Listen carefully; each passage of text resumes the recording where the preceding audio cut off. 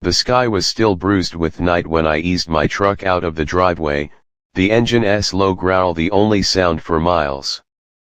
It was the first Saturday in November, the kind of crisp where your breath hangs like a ghost and the frost glints on the grass like scattered diamonds. I'd been dreaming about this hunt for weeks, 3 days in the high country, chasing a bull elk I'd glassed from the ridge back in September. He was a monster, 6 points on one side, a broken tine on the other, and a neck thick as a feed barrel. I'd named him Old Crook in my head, and I'd be damned if I let anything short of a lightning strike keep me from the timber.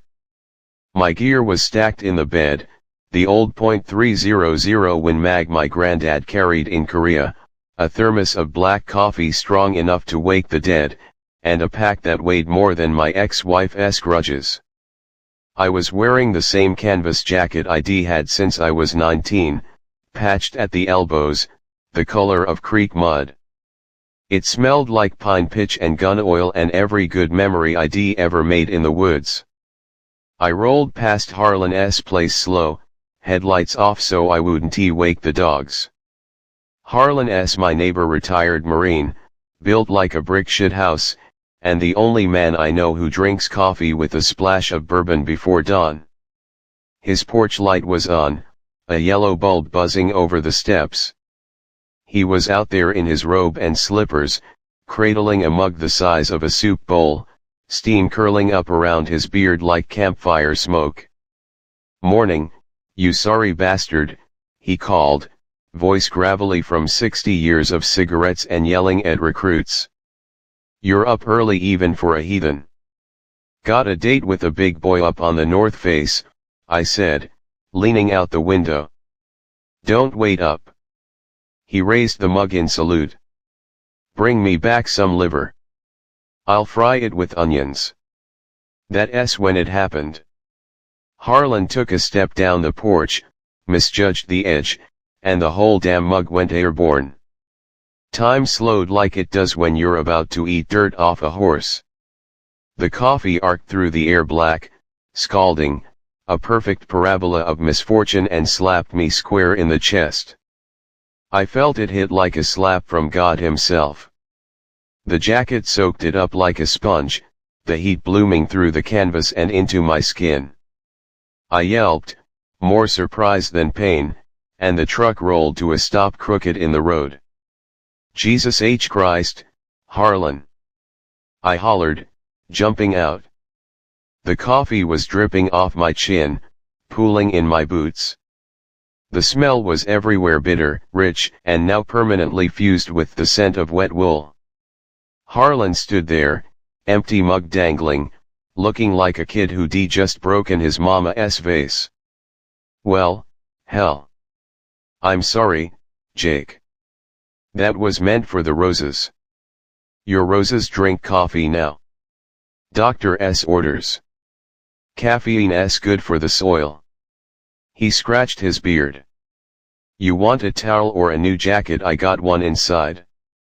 I looked down at myself. The front of the jacket was a Rorschach test of brown splotches, the stain spreading like a map of the Mississippi Delta.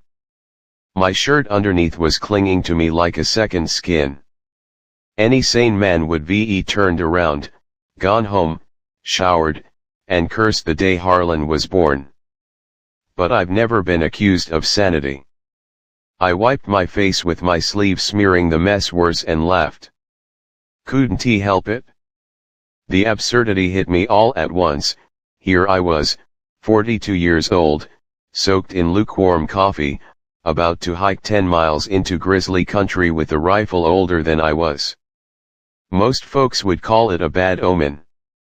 I called it camouflage. "Nah," I said, climbing back into the truck. "This here's war paint. Elk LL think I'm a walking espresso bar. They LL come running."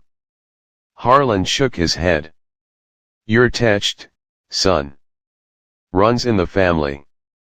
I left him standing there, porch light haloing his silhouette, and pointed the truck toward the mountains. The trailhead was 40 minutes up a washboard road that rattled my teeth. By the time I parked, the coffee had cooled to a clammy film against my skin, but the smell, Lord, the smell was something else. Rich and dark, like the inside of a roastery. I slung the pack, checked the rifle, and started up the switchbacks. The forest was quiet, the kind of quiet that has weight. Pines towered overhead, their needles muffling my steps. I moved slow, glassing every shadow, every patch of willow. The coffee stain had darkened as it dried, blending with the jacket's original grime until I looked like I'd been rolling in bear scat. Perfect. 3 hours in, I found sign fresh tracks, deep and splayed, the kind a big bull leaves when he's not in a hurry. I followed them up a draw thick with alder, the air sharp with sap and frost. My boots crunched on frozen leaves, but the wind was in my face, carrying my scent or what was left of it away from the elk. I crested a ridge and there he was. Old Crook stood in a meadow no bigger than a football field, steam rising from his back in the cold. He was raking a sapling with his antlers, grunting like a diesel engine. The sun was just breaking over the peaks, painting him gold and shadow. He hadn't seen me. Hadn't smelled me either, I realized. The coffee Harlan's goddamn breakfast blend had masked everything. Gun oil, sweat, human stink. All of it drowned in Arabica. I dropped to a knee, heart hammering so loud I was sure he'd hear it. The rifle came up smooth, the crosshairs settling just behind his shoulder. I exhaled, slow and steady, the way Grandad taught me. The shot cracked like God splitting a board. He took 2 steps and folded. I sat there a long minute, rifle across my lap, watching the meadow go still. The bull's breath steamed once, twice, then stopped. The mountains didn't care. The ravens would come soon. Getting him out was a different kind of hunt.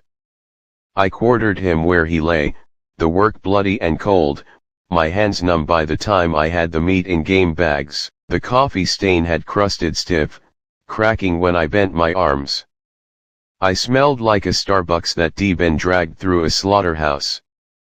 By dusk, I had the pack loaded 2 trips to the truck, each one a stagger under 100 pounds of elk. The head rode in the bed, antlers rattling against the tailgate. I stopped at Harlan's on the way home, the porch light still on like a beacon. He met me at the door, eyes wide. "You get him?" I jerked a thumb toward the truck. Old Crook. 6x5, 350 dressed. And I didn't spend a dime on scent killer. Harlan stared at the blood on my sleeves, the coffee crust flaking off my chest. Then he laughed deep, barking, the sound of a man who'd seen too many wars and not enough miracles. "Liver's mine," he said. "Pan's on the stove." We ate at his kitchen table, the elk liver sizzling with onions and a splash of bourbon. The coffee stain never came out of the jacket. I never tried to wash it. Hung it in the barn instead, a trophy of its own kind. Sometimes, when the wind's right and the frost is thick, I catch a whiff of it bitter, dark, and perfect. Reminds me that the best luck doesn't come from clean plans or perfect mornings. It comes from spilled coffee, stubborn men, and the willingness to keep walking when any sane person would turn back. Smooth seas don't make skillful sailors. And sometimes, the universe hands you a stain and calls it camouflage.